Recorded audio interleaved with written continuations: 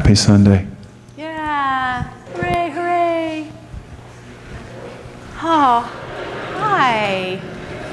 Yay. So, Jocelyn went in the kitchen to help out. No, Jocelyn's right back there. Oh, she's right back here. Sorry. So here's what was interesting. All day today, I kept picturing all of us together in service together. Did you get that picture as well? Because that's sometimes what happens. But I wasn't sure how to make that happen with the littles, with the Stauffer littles, but they're not here. So I was asking the Lord, like, how's that going to work out? And he said, don't worry about it. Just think of today being all of us together. And What you don't know is I called Kristen and told her to leave her littles home alone. Home Alone, and that was a good And plan. Genevieve. Yeah. Everybody younger than Sawyer, pretty much.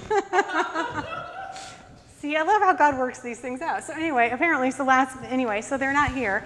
So I am going to ask the boys if you guys could handle hanging with us for the next 40 minutes. So you can get papers, you can get pins, hanging the whole time. That was genius, Abraham. You're a genius. Yes, excellent. So get papers, get pens, find something. You can listen, you can not listen, you can tune in, you can tune out, like whatever it is that you want to do that's quiet and respectful, because I've put my And heart. quiet. Yeah, and quiet. Because I put my heart into this, and I really feel like you're supposed to be a part of this. And I really feel like we're just all supposed to be together. So if you guys, do you think, would that be okay? So even Miss Jocelyn didn't know I was going to ask for that. But I just kind of felt that, and then when the littles didn't come, I felt like that's just the coolest thing of how the Holy Spirit works these things out. You know, every time, week to week, there's just these little pieces. And even what you just said, Jared, about the control thing is kind of a part of today. So, wahoo! So some of you do not know that we are supposed to be breaking ground on our house this week. Yay! Which we may or may not do. We're not sure. Right? We don't know. Well, St. Paul says, don't count on it. Don't count on it. And so we say that because apparently in the house building thing, there's always something that doesn't go, according to plan. And I don't know about you, but I like when, my little fuzzy topper. It's like a Muppet. There you go. Oh, we feel so much better. So I don't know about you, but when things don't go according to plan, I can get frustrated with people.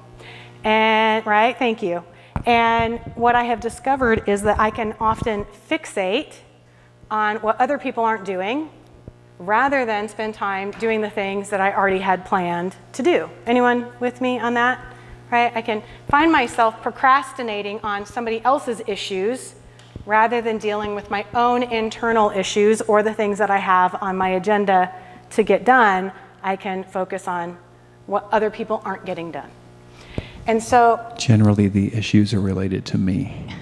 Let's just be honest. That is not true. Can I just say, here's the one So other. the good thing about this house building is there's a whole other set of people that are not me. Yeah, it's so true. But here's the good thing that the Lord knew is that I married a man who likes to get stuff done. So we had an element in our oven go out a couple weeks ago, but we finally realized it last week. So Greg, of course, educated himself via the internet, ordered the part, and then took out the ovens that he actually installed in our cabinets by himself, pretty much. How many years ago? 12 years ago. They are so much heavier today than they were 12 years ago when I put them in. Truth.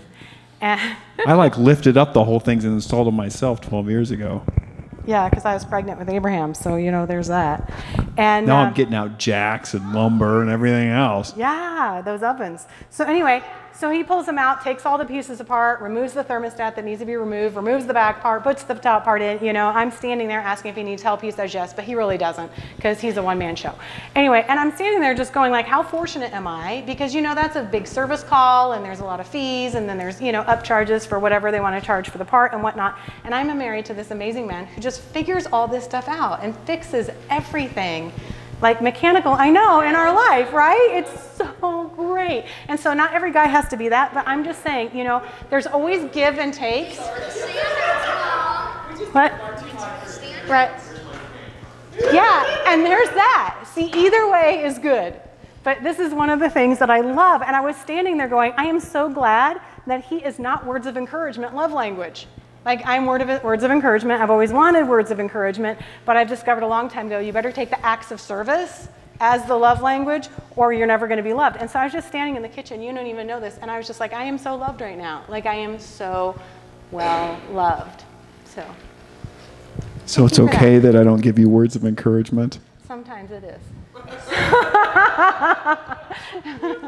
Does it make a, yes. Yes, it is. It is okay. I'm actually super happy. Okay, so back to the point, is that when people don't meet our needs, kind of or things don't go the way that we want, or things don't go the way that we expect, we can find ourselves so frustrated, so angry, so whatever, that our whole life, day, week, month crashes, right?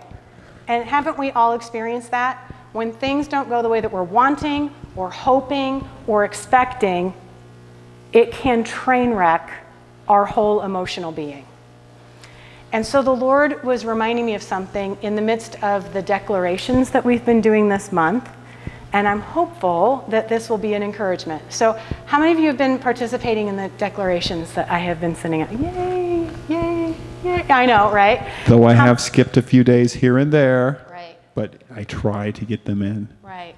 So probably everyone is experiencing a level of involvement on the declarations that is up some days, down some days.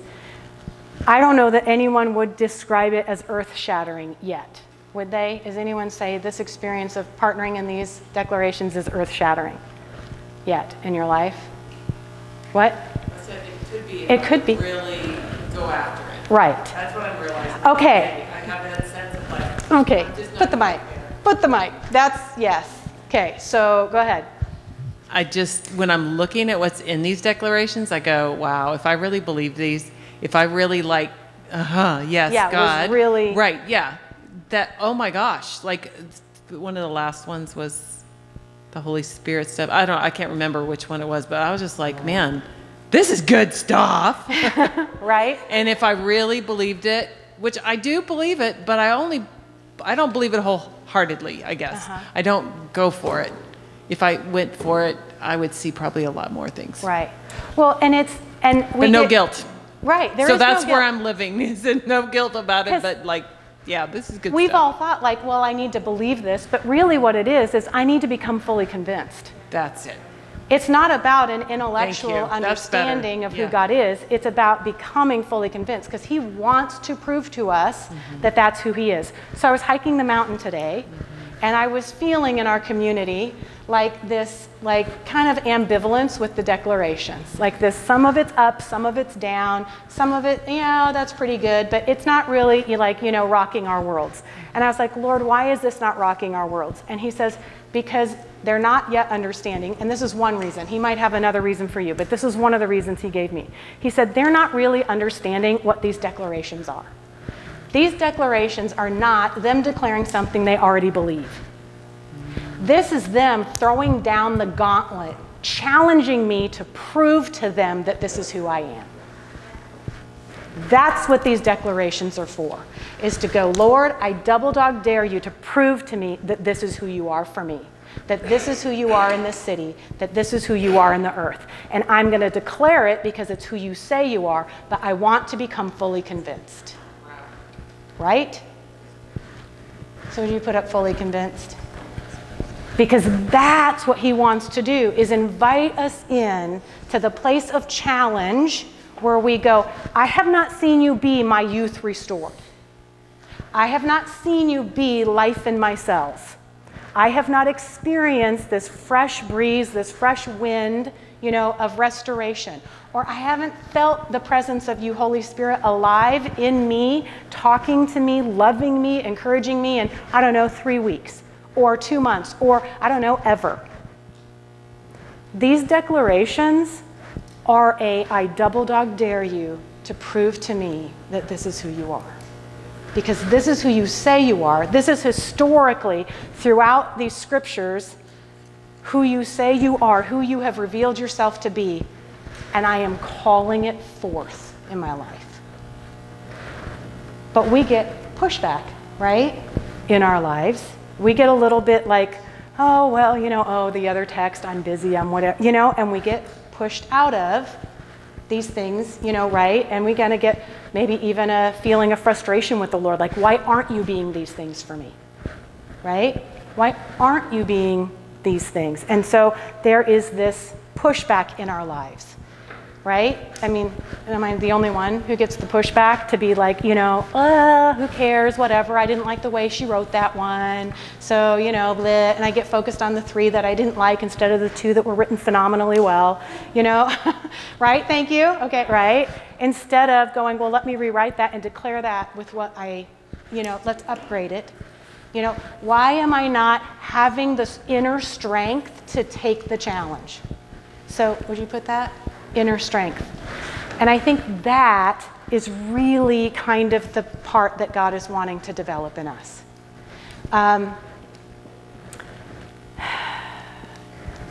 I remember being in our living room when we were first talking about doing this like exploration with God, this like hosting a space where God's presence would be the most important thing. And I remember Jocelyn getting a word, which was David's mighty men. That this group of people would be the kind of people trained up as David's mighty men, as the community of people who were, honestly, I don't know if you know this, social outcasts, disgruntled, frustrated with the status quo people who rose up and said, I want something more, who became people of renown, the heroes, the ones who great stories were written about. That's who these mighty men, this army was. And I don't know if you remember this, but all of these disgruntled, disenfranchised people came to David after David had been anointed king. And everything looked like it was going to work out for David, right? Because David started working in the palace. He started helping Saul. He was playing music and blessing him. And there was even a marriage, involved, which put him on the path to being king. Do you remember, right? Here's the progression. And then what happened? Yeah, there was a jealousy involved, and David's life turned in the opposite direction. So everything that he had been anointed to become almost became the very enemy of his life.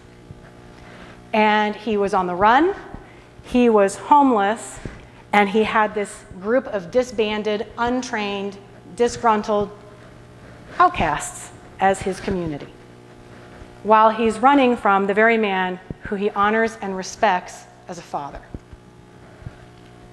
And so, talk about a little bit of disappointment, right? Talk about a little bit of frustration. Talk about like that. I had expectations for this, I was told this, and now my life is this. Anybody have that? I was told this, I thought this, I got prophetic words about this, and then this part of my life is heading in this direction. And it seems completely opposite of what I thought or expected. And so after David has poured himself into that community of people, anybody know how long he was homeless? 2 months. That's a really good guess, Abraham. That would be a long time to be homeless, wouldn't it? I would not want you to be homeless without us for 2 months. Anyone know? A little longer. A couple decades. Is it? I don't know. Let's look it up. Someone who is interested in looking it up. Maybe Eli will look it up for us. But how long do you know? You might know this. You know all kinds of like amazing facts and whatever. Do you know? Dan, do you know how long? Well, we'll look it up. It was I was shocked because I thought it was like, a few years, but it's more than a few years. So we'll find out how long he was outcast, but it was a significant amount of time. Trained up this group of people and community from pretty much nothing with the Holy Spirit. And what happens? They get attacked while the men are out. The women get abducted. The children get taken. And they come back. And what happens? The whole community of people that he has gathered and trained for over a decade turn on him and say, if it weren't for you, this wouldn't have happened. So the people closest to him, his entire community, goes, I'm not happy with you. And the very next sentence is the sentence that I feel like is life-changing. Anybody know what the next sentence is in the story? And so David strengthened himself in the Lord. So would you put that up? Strengthen himself. So it didn't say, and so David cried out to God and said, I'm so pathetic, I'm so mad, which he does in a lot of the Psalms, so we know that his life does that, where he's like, I'm so upset, woe is me, my enemies have come after me. No, in this instance, he strengthened himself in the Lord, and he rose up and he said, let us go back and get our women, our children, our community. We'll take them back. And he does. He takes back the things that were stolen. Because he had found the ability not to be rescued from the fear and the turmoil and the questioning. He had started to become fully convinced. And in his fully convinced, he found the inner strength to learn how to strengthen himself in the Lord. And that is what I believe God is building in us. Is the ability to be strengthened by our own choice.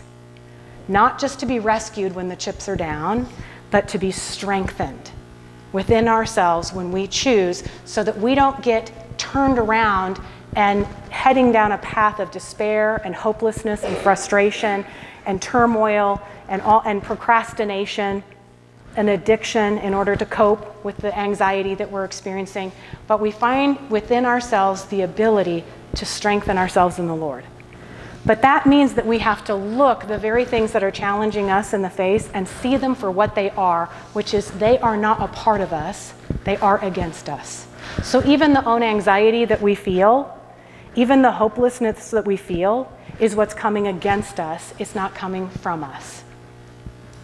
And it is our enemy, because it is the enemy to our ability to be strengthened, right? Anything that comes after our ability to be strengthened within ourselves, to be fully convinced of who God made us to be and fully convinced of who he is an enemy to us. And so the Lord is wanting to teach us how to build the muscles of inner strength so that little daily activities or major life frustrations and hurts and pains kneel. They kneel to the presence of God in our lives and who we have become fully convinced he is and we are. But there is a huge difference between being a soldier who's never seen battle and a soldier who has seen the difficulty of the battlefield, right? How many of you guys have seen the movies, right? Where the guys get off the boat, get off the plane, get off of whatever, and they're the new guys, and they walk right past all the guys who've already seen battle. And there's a completely different look between the guys who are landing and the guys who have been there. They call it the 100-mile stare. When you have seen and been in the midst of difficulty, it is much different than the person who's landed there knowing that difficulty's coming, right? And that is the kind of inner strength that is cultivated during difficult times. So I remember the first person who ever shared with me that concept of the difference between a soldier who's equipped and trained for battle and one who's been through battle, and that was Jim Caviezel. And we had an interview at our church. Jim, do you remember this? At City of Grace, now Hillsong. And Jim Caviezel came to our church and he did interviews with Terry Christ. And they sat up and talked just like on bar stools like this. Did you miss that week that he was there? It was so good. It was a long time ago, yeah. Like Jim Caviezel, who played Jesus in The Passion. Yep, he played Jesus in The Passion. He's also in The Count of Monte Cristo. What one? I know, I love like all of his stuff, Jim Caviezel. So he's in this interview with Terry Christ at church, and we're the third service, so they've already gone through this a couple of times. And I'm watching this interview happen, and I'm getting this sense and this feeling that Jim is not communicating what he wants to communicate. But like, who am I to think that? Have you ever thought right? Like, why would I think that's like, whose business is it of mine? But I can't get past the feeling sitting in the audience that Jim is not communicating what he wants to communicate, because he's getting asked like Hollywood type questions, and what was the production like, and what was this like, and what was this like, and I can feel this pressure happening inside of him, like this is how the morning has gone, and I have something different to share, and I can feel it in him. And so I was like, Lord, what do I do? What do I do? What do I do with this feeling that I have? And he goes, start blessing him. So I started in my spirit to go, Jim, you can do it. You can do this. You can. And now, by the way, when he looks at you, I don't know about you, but I like shake, because I just feel like a little bit of Jesus and a little bit of Jim still exists. So like I'm like going, you can do it, to a guy that I'm also like, you know, right? So that feels weird, but I'm like, you can do it. And I said, this is the place where you can say what you came to say. You can say what you came to say. You weren't saying it to him, you were just saying it. I was saying it in my spirit, yeah, because there was like, 400 people sitting there, so I'm not out loud, yeah, because Greg would freak out and never let me go there again if I was going to say it out loud. But inside my being, I am sitting there going, you can do this, you can say what you came to say. And then I'm saying, stop, just stop everything and say what you came to say. Because I could feel him almost pregnant with what it was that God had for him to share. And he stops in the middle of a sentence and says nothing. And so everyone's like, and he goes, I just need to stop for a moment because I'm not getting to say what I came here to say. And he turned and he looked right at me, which also made me go, because he's saying what I'm saying. I just said that in my spirit. And he's looking right at me. And he goes, I'm not saying what I came here to say, and I need to just pause for a moment and say what I came here to say. And of course, Terry's like, go for it. And he starts to talk about what wasn't shared in